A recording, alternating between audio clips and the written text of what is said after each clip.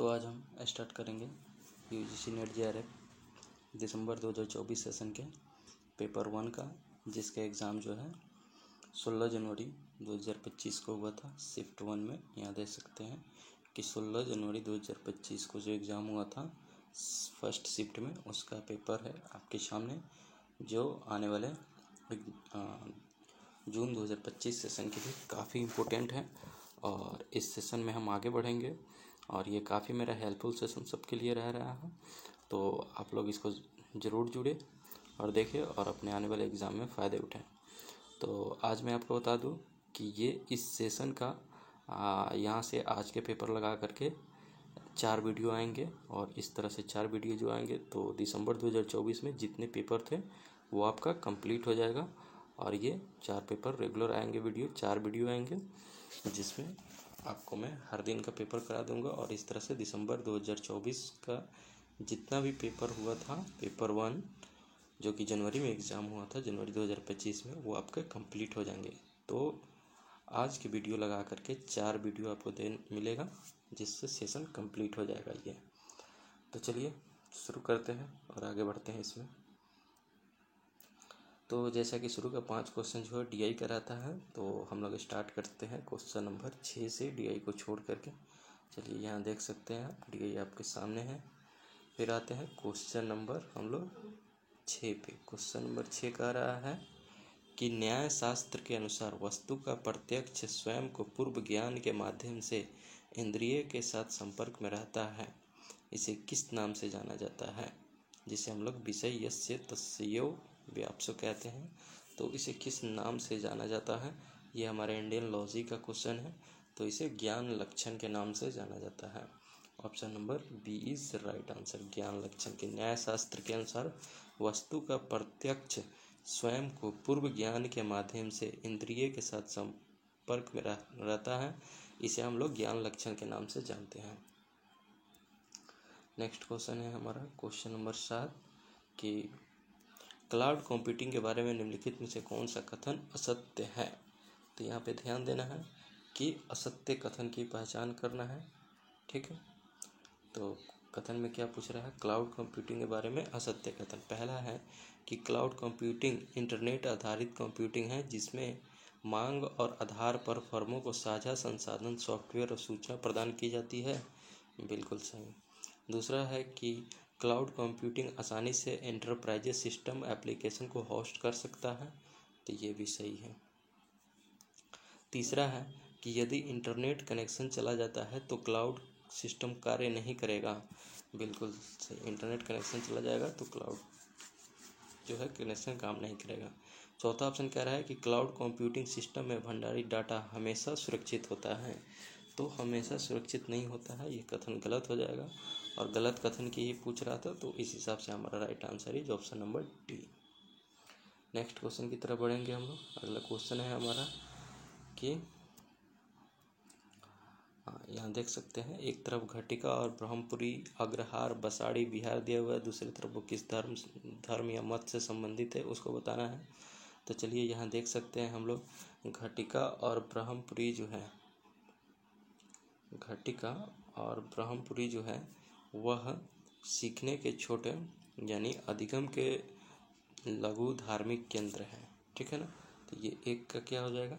4 हो जाएगा।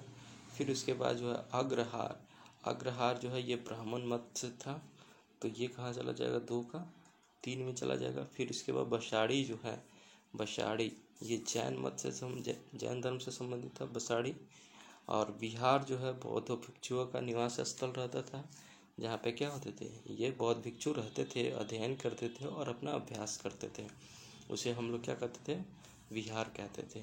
तो यहाँ पे आप ऑप्शन डी से भी ऑप्शन एलिमिनेट कर सकते थे कि जिस डी का 2 ऑप्शन जिसमें होगा वही होगा, वो हमारा ऑप्शन नंबर सी में है, तो C is right answer. Next question है हमारा कि पवन फार्म यानी विंड फार्म के संबंध में निम्नलिखित में से क्या सत्य है?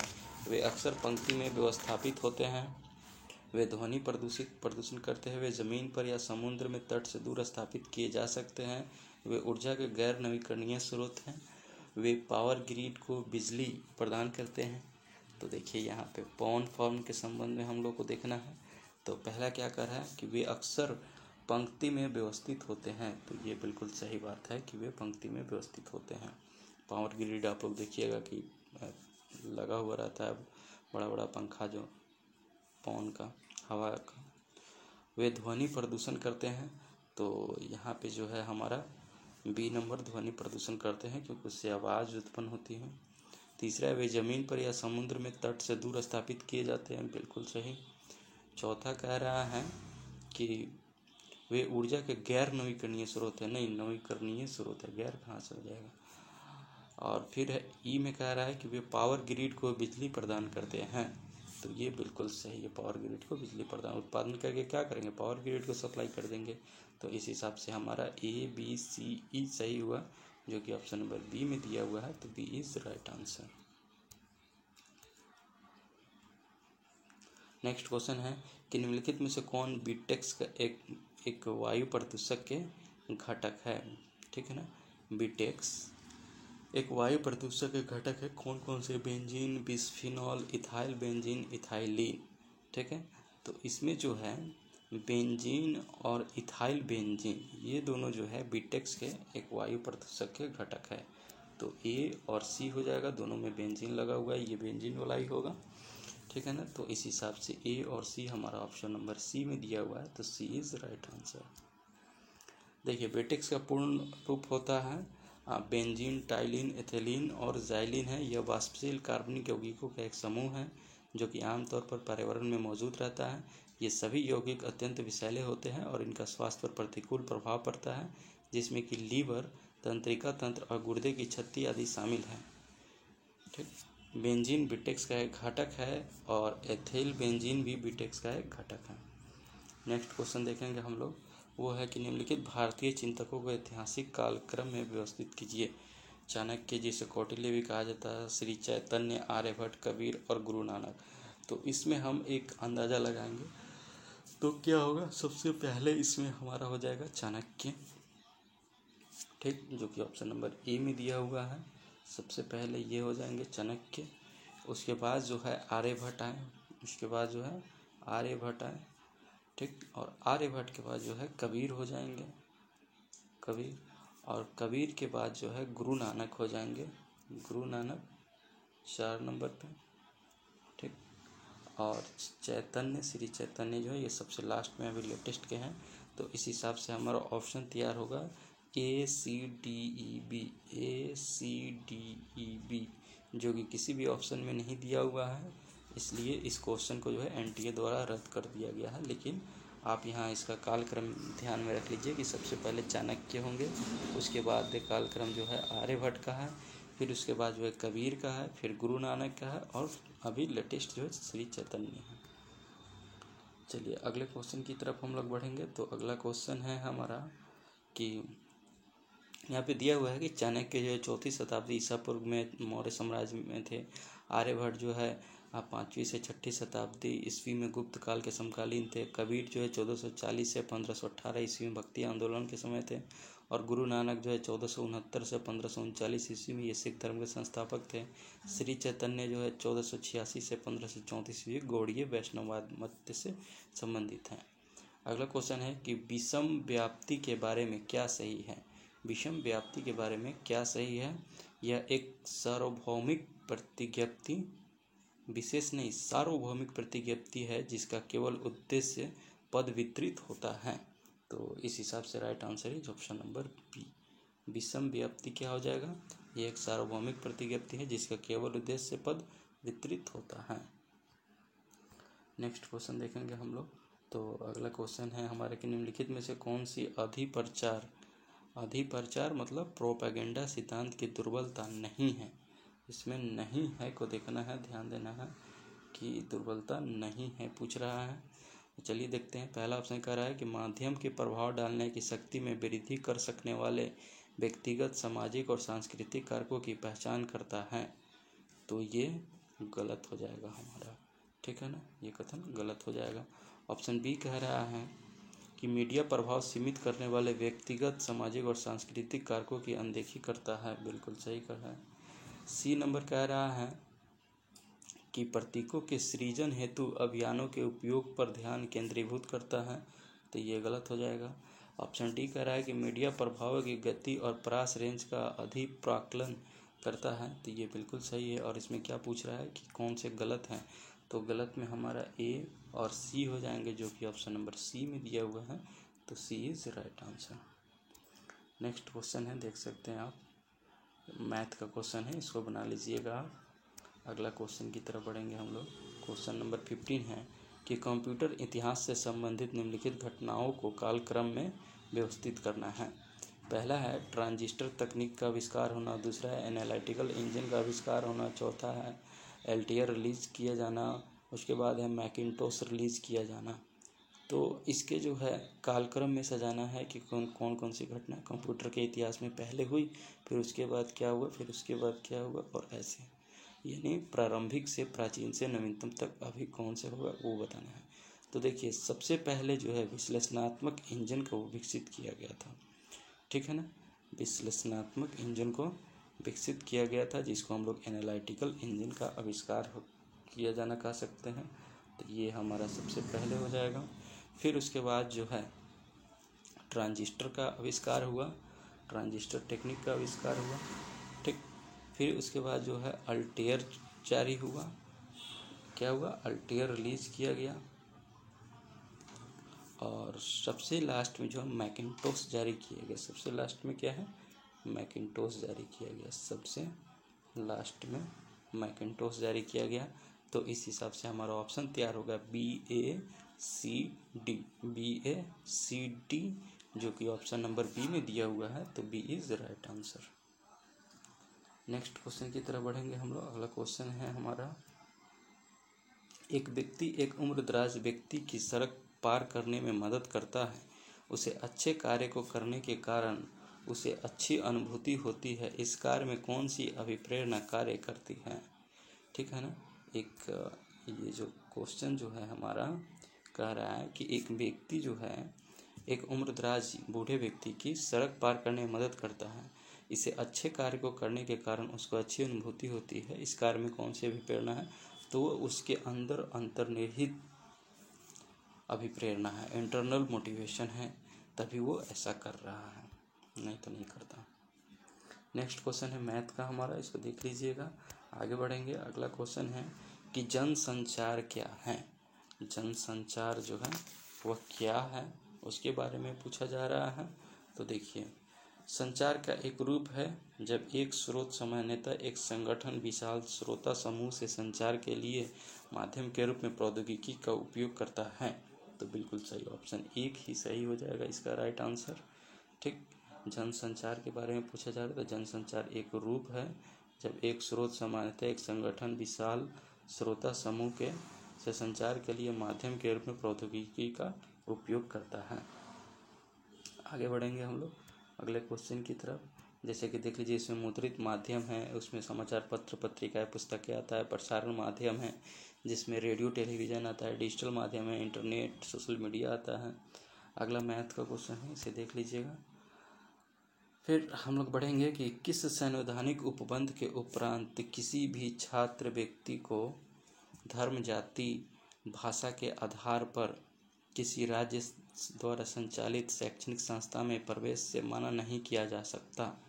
तो देखिए क्या कह रहा है कि अनुच्छेद पूछ रहा है, किस अनुच्छेद के अंतर्गत किसी भी छात्र या व्यक्ति को धर्म जाति भाषा के आधार पर किसी राज्य द्वारा संचालित शैक्षणिक संस्था में प्रवेश से मना नहीं किया जा सकता। यानी कोई भी एजुकेशनल इंस्टीट्यूट है, स्कूल कॉलेज है, और वो राज्य सरकार द्वारा संचालित किया जा रहा है, तो उसमें किसी व्यक्ति को धर्म जाति भाषा के आधार पर प्रवेश से नहीं रोका जा सकता। ये किस अनुच्छेद में कहा गया है, तो वो अनुच्छेद है अनुच्छेद 29, लेकिन यहाँ पे अनुच्छेद 29 नहीं दिया गया है, इसलिए इस क्वेश्चन को एनटीए निरस्त कर दिया है। आर्टिकल 29 हो जाएगा यहाँ पे राइट आंसर, ठीक है, और वो भी 29 के क्लॉज 2 में दिया हुआ है। आगे बढ़ेंगे हम लोग अगले क्वेश्चन की तरफ। तो वो है हमारा कि जैव विविधता संबंधी अभिसमय CBD के बारे में निम्नलिखित में कौन से कथन सही है। चलिए पढ़ते हैं। पहला कथन कह रहा है कि यह जैव विविधता के संरक्षण के लिए कार्य करता है। बिल्कुल सही है, जैव विविधता के लिए कार्य करता है। दूसरा है यह इसके घटकों के संधारणीय उपयोग का समर्थन करता है, तो ये भी बिल्कुल सही है। तीसरा है इसका सचिवालय जिनेवा स्विट्जरलैंड में है, तो नहीं, जिनेवा स्विट्जरलैंड में नहीं है, और तो ये गलत हो जाएगा। चौथा, यह आनुवंशिक संसाधनों से उत्पन्न होने वाले लाभों के उचित और न्यायसंगत साझेदारी पर बल देता है, तो ये बिल्कुल सही है।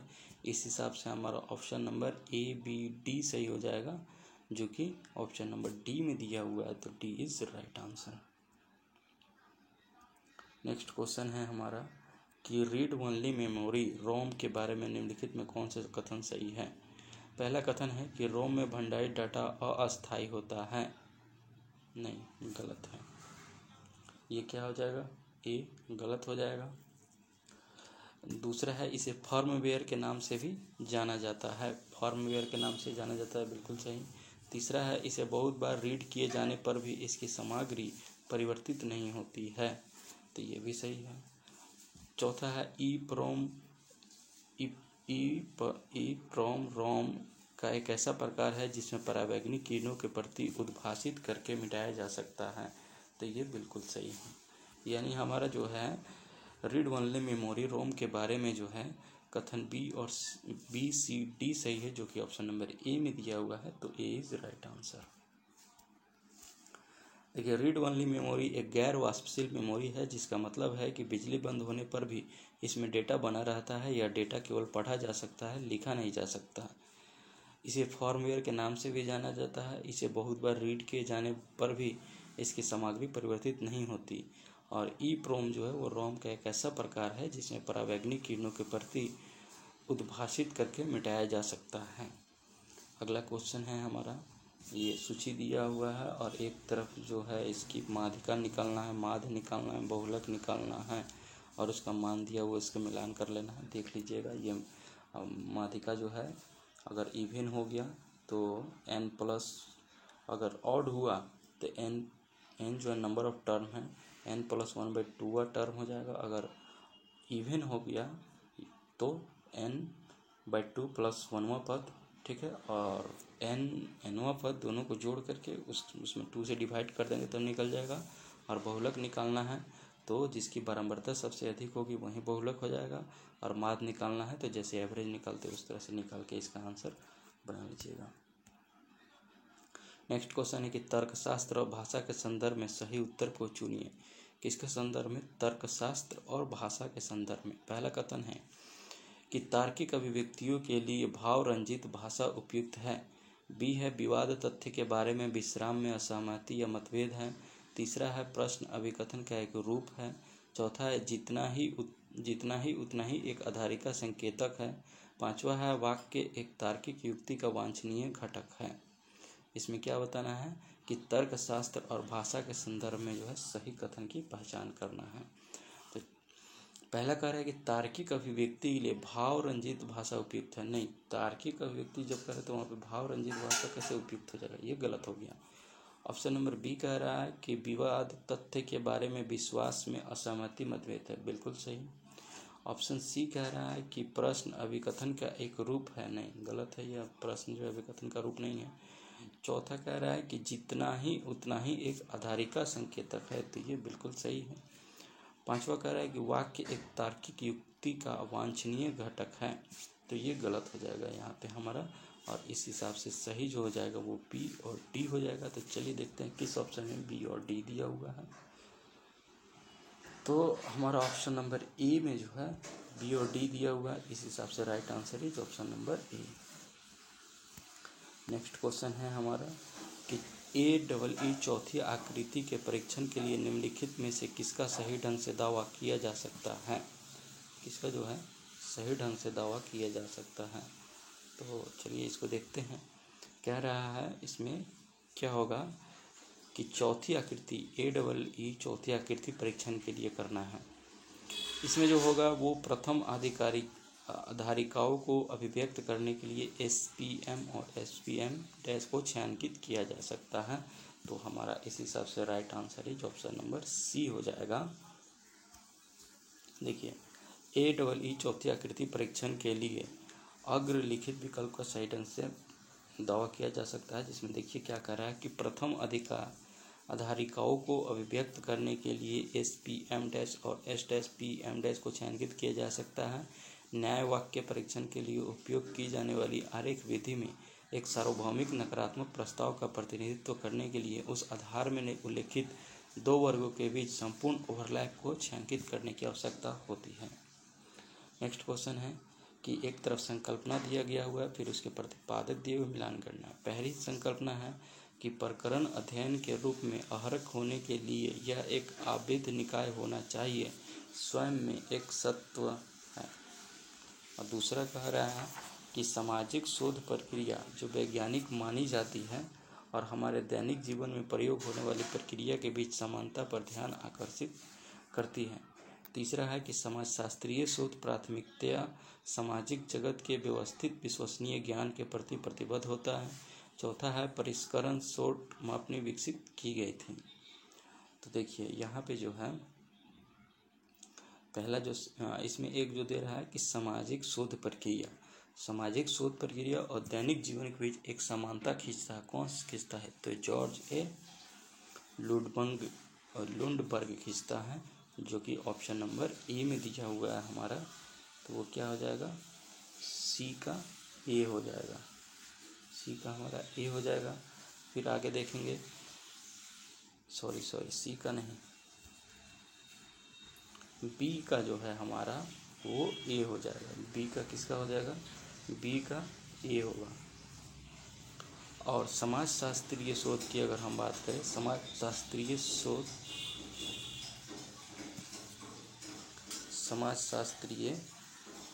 शोध व्यवस्थित विश्वसनीय ज्ञान के लिए प्रतिबद्ध है। यह किसने कहा? तो ये हर्बर्ट ब्लूमर का कंसेप्ट है, ये हर्बर्ट ब्लूमर।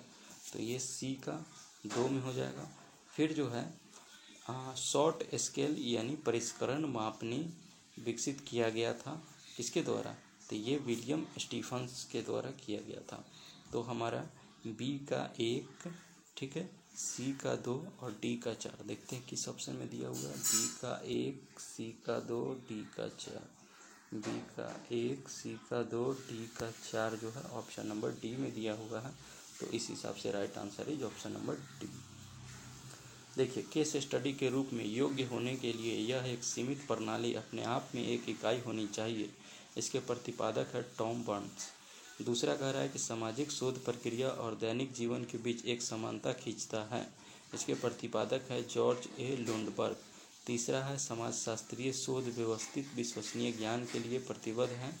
इसके प्रतिपादक कौन है? Herbert bloomer. चौथा है शॉर्ट स्केल विकसित किया गया था विलियम स्टीफेंसन के द्वारा। अगला क्वेश्चन है कि निम्नलिखित में से किन विभिन्न प्रकार के माध्यम से पृथ्वी के वातावरण में तापीय ऊर्जा की मात्रा को परिवर्तित किया जा सकता है? तापीय ऊर्जा की मात्रा को परिवर्तित किया जा सकता है, उस ऑप्शन की पहचान करना है। तो चलिए देखते हैं। पहला ऑप्शन कह रहा है कि पृथ्वी पर पहुंचने वाले सौर विकिरण में परिवर्तन होता है, बिल्कुल सही है। दूसरा कह रहा है कि परावर्तित सौर विकिरण में परिवर्तन होता है, ये भी सही है। तीसरा कह रहा है कि अल नीनो या अथवा ला नीनो परिघटनाओं के घटित होने के कारण, तो इसमें जो है अल नीनो ला नीनो परिघटना का कोई योगदान नहीं होता है, ठीक। और चौथा कह रहा है कि अंतरिक्ष में वापस विकिरित किए जाने वाले अवरक्त विकिरण में परिवर्तन से संबंधित है। तो ये हमारा बिल्कुल सही है, डी भी। इस हिसाब से हमारा right answer A B D हो जाएगा, जो कि ऑप्शन नंबर डी में दिया है। तो डी इज राइट आंसर। देखिए, पृथ्वी के वातावरण में तापीय ऊर्जा की मात्रा के विभिन्न प्रकार से माध्यम से परिवर्तित किया जा सकता है। पहला क्या है? पृथ्वी पर पहुंचने वाले सौर विकिरण में परिवर्तन करके, परावर्तित सौर विकिरण में परिवर्तन करके और अंतरिक्ष में वापस विकिरित किए जाने वाले अवरक्त विकिरणों में परिवर्तन करके। अगला क्वेश्चन कह रहा है कि जब किसी युक्ति में उसके शब्दों या भागों पर बल देने के परिणाम स्वरूप अर्थ में परिवर्तन होता है, तो कौन सा तर्क दोष होता है? इसमें फैलेसी की पहचान करना है। क्या कह रहा है कि जब किसी युक्ति में उसके शब्द या भाग पर बल देने के परिणाम स्वरूप अर्थ में ही परिवर्तन हो जा रहा है, तो ये क्या हो जाएगा? उसमें बल देने से हो रहा है। तो यहाँ पे कीवर्ड आप पकड़िए, किससे हो रहा है? बल देने से हो रहा है। तो ये हमारा तर्क दोष क्या कहता है, बलाघात कहलाता है, बलाघात कहलाता है, या उच्चारण इसको करके हम लोग करते हैं तो ये बलाघात या उच्चारण की भ्रांति इसमें हो जाएगा। तो देखिए ऑप्शन में क्या दिया है, देखिए बलाघात दिया हुआ है, इस हिसाब से right answer is option number C. चलिए, बलाघात या उच्चारण की भ्रांति जिसे एक्सटेंस के रूप में भी जाना जाता है, ये एक तार्किक भ्रम है जो तब होता है जब एक कथन के विभिन्न शब्दों या भागों पर जोर देकर उसका अर्थ बदल दिया जाता है।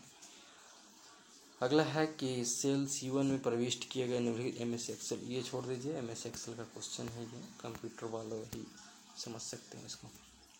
अगला क्वेश्चन है कि युग्म का चयन करना है, AICTE दे रहा है टीचर एजुकेशन से, ICSSR दे रहा है सोशल साइंस रिसर्च से, NMC दे रहा है मेडिकल एजुकेशन से, NCTE दे रहा है टेक्निकल एजुकेशन से और RCI दे रहा है स्पेशल एजुकेशन से।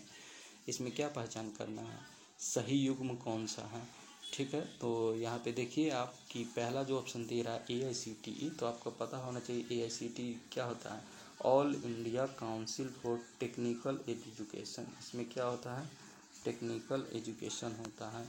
और ये टीचर एजुकेशन दे रहा है तो ये गलत हो गया। टीचर एजुकेशन के लिए क्या होता है, NCTE national council for teacher education, तो ये गलत हो गया। दूसरा कह रहा है कि ICSSR, तो ये सामाजिक विज्ञान अनुसंधान है, सोशल साइंस रिसर्च है, ये बिल्कुल सही है।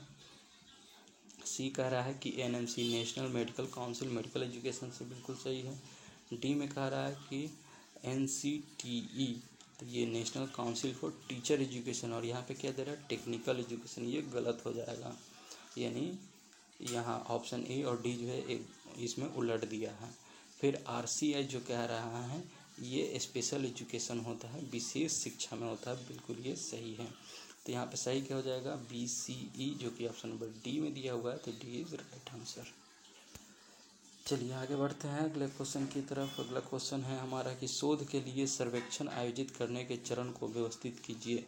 शोध के लिए सर्वेक्षण आयोजित करना है तो उसके क्या क्या चरण होते हैं उसको व्यवस्थित करना है। सबसे पहले इसमें दे रहा है क्या कि सर्वेक्षण का पायलट परीक्षण, प्रश्नावली तैयार करना, प्रश्नावली वितरित करना, प्रतिक्रियाओं का विश्लेषण करना। तो सबसे पहले इसमें जो है प्रश्नावली तैयार करना होगा हमको, ठीक। उसके बाद जो है पर सर्वेक्षण का पायलट परीक्षण करना होगा, फिर उसके बाद जो है प्रश्नावली वितरित करना होगा, और लास्ट में जो है प्रतिक्रियाओं का क्या करेंगे हम लोग, विश्लेषण करेंगे। तो इस हिसाब से हमारा ऑप्शन तैयार होगा BACD, जो कि ऑप्शन नंबर डी में दिया हुआ है। तो इस हिसाब से right answer is option number D.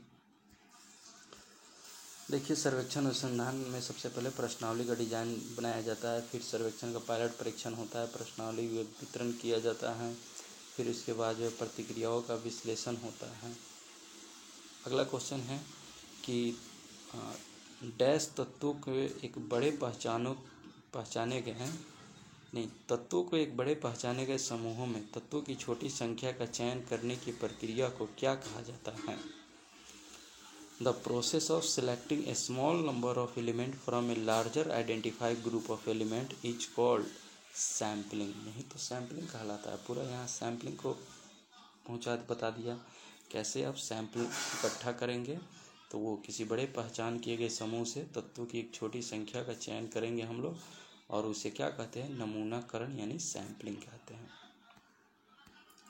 Next question है हमारा, इसमें क्या करना है, फिल्म शहर है और किस शहर में है वो उसको मिलान करना है। चलिए देखते हैं। पहला कह रहा है कि इनोवेटिव फिल्म सिटी, तो इनोवेटिव फिल्म सिटी जो है वो किसको कहते हैं, वो बेंगलुरु को कहते हैं। वो कहाँ हो जाएगा, ऑप्शन 1 का 2 में। फिर है रामोजी फिल्म सिटी, और तीसरा है प्रयाग फिल्म सिटी, चौथा है MGR फिल्म सिटी। तो MGR फिल्म सिटी जो है ये चेन्नई में है, तो ये बिल्कुल सही है। और इस हिसाब से ही हम पकड़ेंगे तो A का 2 और D का 4, A का 2 और D का 4 ऑप्शन नंबर हमारा B में हो जाएगा। तो B इज राइट आंसर हो जाएगा। क्या हो जाएगा, इनोवेटिव फिल्म सिटी बेंगलुरु में हो जाएगा, रामोजी फिल्म सिटी हैदराबाद में हो जाएगा, प्रयाग फिल्म सिटी जो है वह कोलकाता में हो जाएगा, और MGR फिल्म सिटी चेन्नई में हो जाएगा। अगला क्वेश्चन है कि स्वयं के माध्यम से उन्नत भौतिकी पाठ्यक्रम पर व्याख्यान देने समय निम्नलिखित में से कौन सी रणनीति स्वयं के अनुशासन एवं उपस्थिति के लिए सर्वाधिक मददगार हो सकती है। तो यहाँ पे स्वयं आप लोग काफ़ी पढ़ लिए, स्वयं, मूक से ये सब आपके नेट जेआरएफ एग्ज़ाम में आईसीटी के क्वेश्चन में पूछे जाते हैं। तो स्वयं का क्या फुल फॉर्म होता है इसे आप लोग कमेंट करके ज़रूर बताएं, ताकि हम भी थोड़ा देखें कि क्या तैयारी का लेवल है आप लोगों का। तो स्वयं का फुल फॉर्म ज़रूर आप लोग कमेंट करें। पहला कह रहा है कि नियमित ज्ञान प्रतियोगिता प्रश्नोत्तरी को सम्मिलित करना और समकक्षी मूल्यांकन। दूसरा कह रहा है कि आमुख समूह अध्यापन पद्धति पर पूर्णतः हस्तांतरण। तीसरा है तत्क्षणिक अनन्य क्रिया के प्रोत्साहन के लिए सजीव सत्र को प्रयोग में लाना। चौथा है छात्रों को व्यस्त रखने के लिए क्रीडाकृत तत्वों का प्रयोग करना।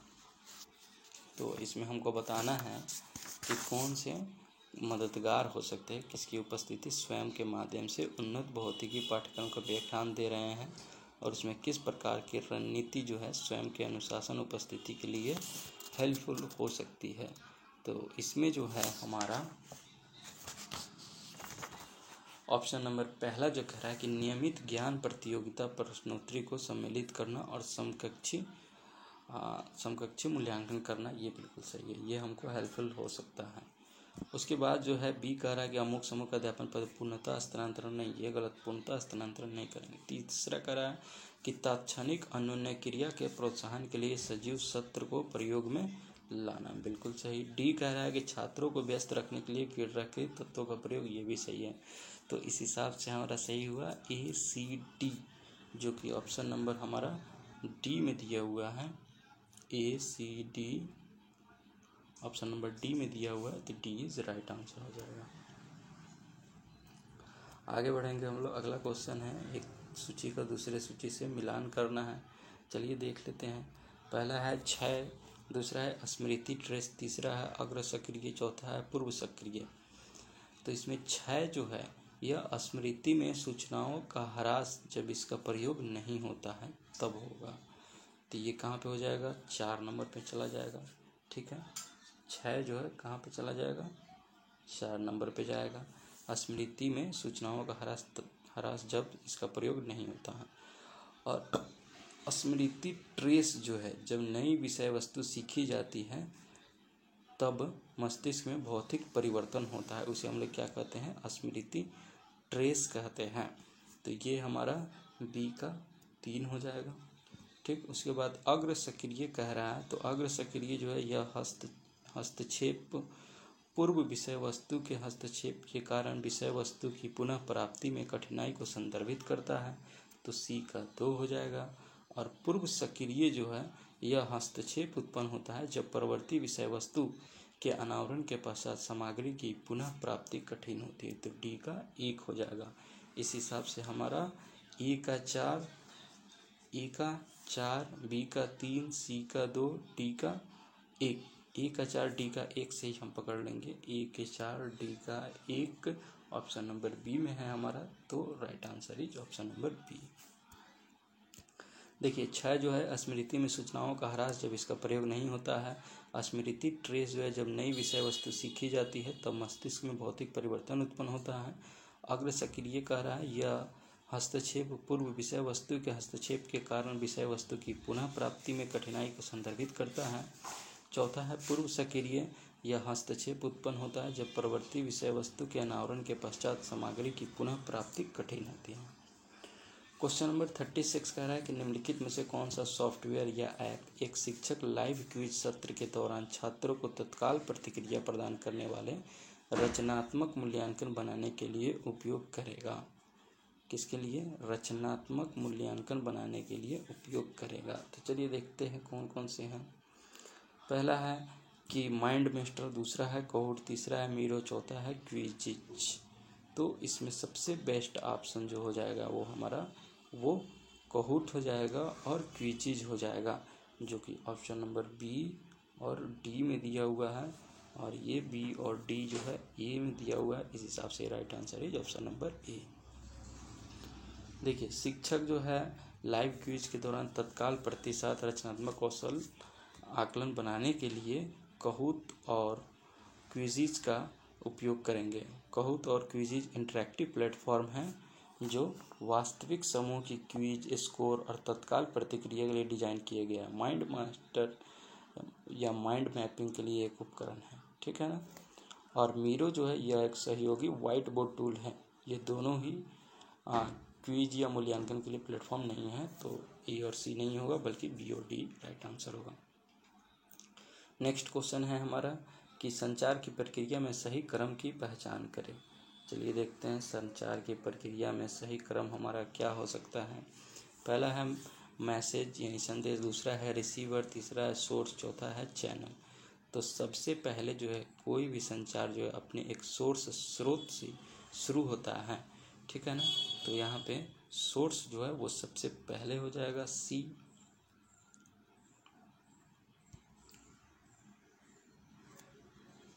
उसके बाद जो है एक संदेश होना चाहिए, कोई भी एक मैसेज होना चाहिए, ठीक।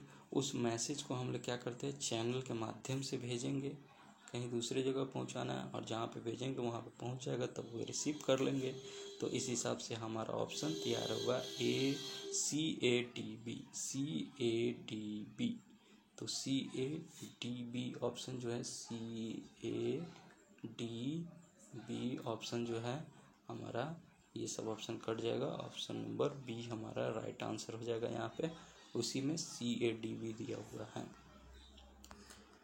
चलिए नेक्स्ट क्वेश्चन है कि एक तरफ खतरनाक अपशिष्ट उत्पन्न करने वाले उद्योग है और वो दूसरी तरफ खतरनाक अपशिष्ट दे रहा है।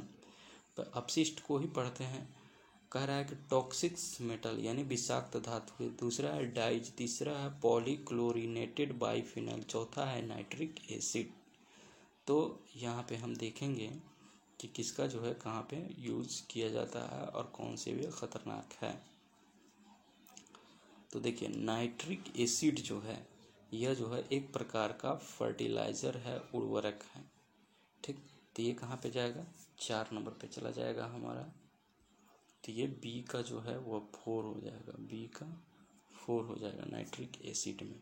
फिर उसके बाद हम देखेंगे कि पॉलीक्लोरिनेटेड बाइफिनाइल जो है वह एक प्रकार का क्या है, इलेक्ट्रिक इंसुलेशन है, विद्युत अवरोधन है। क्या है हमारा, विद्युत अवरोधन है एक प्रकार का। तो ए का 3 हो जाएगा। और टॉक्सिक्स मेटल यानी विषाक्त धातुएं हम लोग देखेंगे तो वो हमारा क्या हो जाएगा, ये टेक्सटाइल हो जाएगा, वस्त्र हो जाएगा, ये यहाँ पे आ जाएगा। अब बचा डाइज, तो डाइज चर्म जो है ये यहाँ पे हो जाएगा। तो इस हिसाब से हमारा राइट आंसर तैयार होगा क्या, एक का 3, बी का 4, सी का 1 और डी का 2। यानी 1 का 3 और डी का 2 से हम पकड़ने की कोशिश करेंगे। 1 का 3 डी का 2, 1 का 3 डी का 2 ऑप्शन नंबर सी में है। तो सी इज राइट आंसर हो जाएगा। चलिए देखिए ये विद्युत इंसुलेशन जो है ये पॉलीक्लोरिनेटेड बाइफिनाइल होता है। इसमें मतलब खतरनाक अपशिष्ट या विद्युत उपकरण में तेल और तरल पदार्थ को इंसुलेट करने में उपयोग किया जाता है। और नाइट्रिक एसिड जो ये उर्वरक से होता है, उर्वरक उत्पादन के दौरान रासायनिक प्रक्रियाओं में उप उत्पाद के रूप में उत्पन्न होता है। तीसरा चमड़ा जो है ये विषाक्त धातु है, अपशिष्ट में अक्सर ट्रेनिंग प्रक्रिया से भारी धातुएं होती हैं। और कपड़ा में जो है रंग यानी डाइज जो है वस्त्र उद्योग बड़ी मात्रा में उपयोग किए जाने वाले सिंथेटिक रंगों से अपशिष्ट उत्पन्न करता है। अगला क्वेश्चन है कि हमारा कि प्रकार 1 त्रुटि किस प्रकार का है। तो ये जो है शून्य परिकल्पना को अस्वीकृत करती है जब यह सत्य होती है। बिल्कुल सही, ऑप्शन नंबर ए ही इसका राइट आंसर हो जाएगा कि प्रकार 1 त्रुटि जो है यह शून्य परिकल्पना को अस्वीकृत करती है जब यह सत्य होती है। तो इसको याद कर लेना है कि प्रकार 1 त्रुटि तब होती है जब आप शून्य परिकल्पना को अस्वीकार करते हैं भले ही वह वास्तव में सत्य हो। अगला क्वेश्चन है कि नई तालीम किससे संबंधित की जा सकती है। तो ये महात्मा गांधी से संबंधित की जा सकती है नई तालीम, ठीक है। नई तालीम यानी नई शिक्षा, यह एक क्रांतिकारी शैक्षणिक दर्शन था जो काफ़ी गांधी जी से संबंधित है।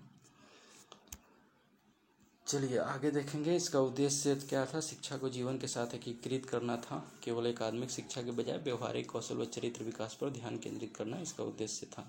नेक्स्ट क्वेश्चन है कि वह पहचान स्थिति जिसमें व्यक्तियों ने न तो सार्थक विकल्प तलाशे हैं और न ही कोई प्रतिबद्धता जताई है, उसे क्या कहा जा सकता है?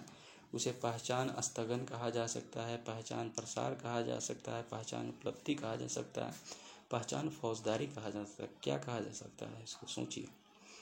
वह पहचान स्थिति जिसमें व्यक्ति ने न तो सार्थक विकल्प तलाशे हैं और न ही कोई प्रतिबद्धता जताई है, तो उसे हम लोग क्या कहते हैं? पहचान प्रसार कहते हैं, यानी आइडेंटिटी डिफ्यूजन कहते हैं, जो कि ऑप्शन नंबर बी में है हमारा। तो बी इज राइट आंसर। अगला क्वेश्चन की तरफ बढ़ेंगे। अगला क्वेश्चन है हमारा कि निम्नलिखित में से कौन सी संदर्भ शैली है? एमएलए शैली, रोमन शैली, शिकागो शैली, एपीए शैली। तो इसमें जो है दो चीज़ तो हम पहले ही छाट लेंगे कि एमएलए शैली है, ठीक है, और एपीए शैली संदर्भ शैली है। अब बच्चा रोमन शैली और शिकागो शैली। तो रोमन शैली को रेफरेंस में नहीं दिया जा सकता, शिकागो शैली को दिया जाता है, तो ACD होगा, जो कि ऑप्शन नंबर डी हो जाएगा। ये आपका रिसर्च मेथोडोलॉजी का क्वेश्चन है। जब आप लोग PhD कीजिएगा तो उसमें आपको रेफरेंस देना पड़ता है, और उस रेफरेंस को भी अपना उसका एक शैली होता है लिखने का, उसी शैली में लिखना है। तो वही पूछा जा रहा है, वहाँ पे MLA शैली, APA शैली होता है, शिकागो शैली। नेक्स्ट क्वेश्चन है कि भारतीय जनसंचार संस्थान वर्ष कब स्थापित किया गया था? तो ये 1965 में स्थापित किया गया था। इसमें कुछ दिमाग नहीं लगाना है, इसको रट्टा मारना है कि भारतीय जनसंचार संस्था IIMC की स्थापना 1965 में हुई थी, और यह अपनी स्थापना के बाद से भारत में जनसंचार और पत्रकारिता के लिए एक प्रमुख संस्थान रहा है। संस्था का प्राथमिक उद्देश्य ऐसे मीडिया पेशेवर को प्रशिक्षित करना है जो आलोचनात्मक रूप से सोच सके, सटीक रिपोर्ट कर सके और प्रभावी ढंग से संवाद कर सके। अगला क्वेश्चन है कि के अपने मित्र से इनका परिचय करते हुए कहते, वो मेरे पिता के पौत्री के पति हैं। किस प्रकार से? ये ब्लड रिलेशन का क्वेश्चन है, काफ़ी इजी है, इसको बना लीजिएगा। अगला क्वेश्चन है, एक तरफ संकल्पना दिया गया हो और उस संकल्पना किससे संबंधित है वो बताना है। Internet of content, internet of peoples, internet of things, networks of network. तो इसमें जो है दो चीज़ आप लोग सबको जानते हैं, उससे पकड़ सकते हैं, इंटरनेट ऑफ थिंग्स और इंटरनेट और network of network. Network of network किसको हम लोग कहते हैं? तो वो इंटरनेट को कहते हैं हम लोग, ठीक है, वो नेटवर्कों का नेटवर्क है। तो ये डी का 3 हो जाएगा। फिर इंटरनेट ऑफ थिंग्स जो है वो क्या हो जाएगा हमारा? स्मार्ट वॉच में हो जाएगा, ठीक है ना। इंटरनेट ऑफ थिंग्स ये 2 हो जाएगा। और उसके बाद जो है इंटरनेट ऑफ पीपुल्स जो है वो सोशल मीडिया हो जाएगा। पीपुल्स का यहाँ सोशल मीडिया पे भरमार है। और इंटरनेट ऑफ कंटेंट जो हो जाएगा वो कंटेंट क्या हो जाएगा? गूगल पर ताजमहल सर्च करना हो जाएगा, ठीक। तो ए का 4, बी का 1, सी का 2, डी का 3। देखते हैं किस ऑप्शन में दिया हुआ है। ए का 4, बी का 1, सी का 2, डी का 3। ऑप्शन नंबर 4 में ही दिया हुआ है, तो option number D is right answer हो जाएगा यहाँ पे। देखिए इंटरनेट ऑफ कंटेंट जो है वो गूगल पर ताजमहल खोजना, ये इंटरनेट ऑफ कंटेंट कहलाता है। इंटरनेट ऑफ पीपुल जो है वो सोशल मीडिया हो जाएगा। और इंटरनेट ऑफ थिंग्स जो है वो स्मार्ट वॉच हो जाएगा। इंटरनेट ऑफ नेटवर्क्स जो नेटवर्क ऑफ नेटवर्क्स जो है उसको इंटरनेट को बोलते हैं। और अगला हमारा पैसेज है। पैसेज का गद्यांश का 5 क्वेश्चन है जो काफ़ी आसान होता है, इसको आप लोग देख सकते हैं, ये बना लीजिएगा।